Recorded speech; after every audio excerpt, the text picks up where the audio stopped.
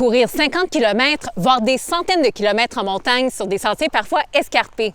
C'est ce que de plus en plus d'athlètes, autant des professionnels que des amateurs, font en s'inscrivant à des épreuves de style ultra-trail. Et pour savoir comment on se prépare à parcourir une distance qui est plus longue qu'un marathon, j'ai rencontré Marina Topchian qui s'apprête à parcourir l'Ultra-Trail Whistler. On est prête? On part! Oui, let's go!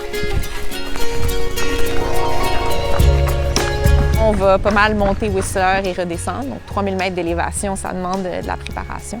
Sur les 7 jours, il y a 6 jours où je m'entraîne. Je m'accorde une journée de repos. Dernièrement, on a essayé, dans les semaines qui étaient les plus intensives, avoir une journée double, donc une journée où il y avait 2 sorties. Et aussi 2 séances d'endurance musculaire. C'est juste pour s'assurer de ne pas trop se blesser.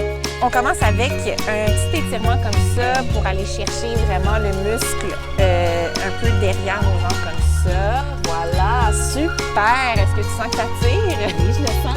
Pour courir des distances aussi longues, il y a plusieurs stratégies qui varient en fonction de l'expérience des coureurs, mais il n'y a pas de secret.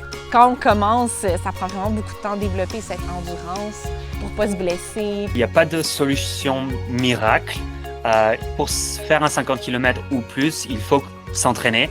Il faut passer du temps à courir en montagne. Il faut passer du temps sur les jambes pour être sûr que le corps, encore une fois, soit bien adapté.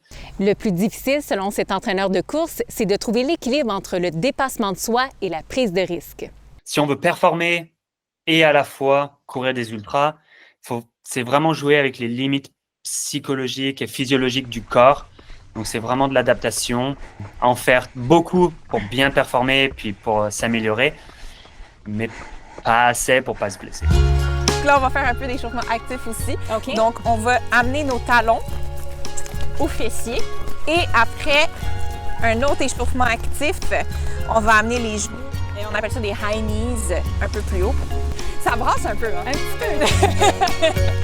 Avec des courses qui durent plusieurs heures, des dénivelés importants et un effort soutenu, il faut aussi prévoir son alimentation. C'est important de toujours avoir de la nutrition, de pouvoir s'alimenter tout au long de la course. Il faut vraiment tester. Puis en fait, ça aussi, ça me faisait peur parce qu'il y a un inconfort digestif. Je connais pas les statistiques, mais je pense que ça arrive vraiment souvent, malheureusement. Puis les gens peuvent abandonner à cause de ça.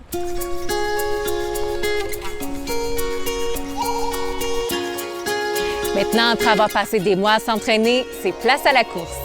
L'objectif, c'est de le finir, puis de revenir avec le sourire. D'abord, il va y avoir de la douleur, mais d'être heureuse à la fin.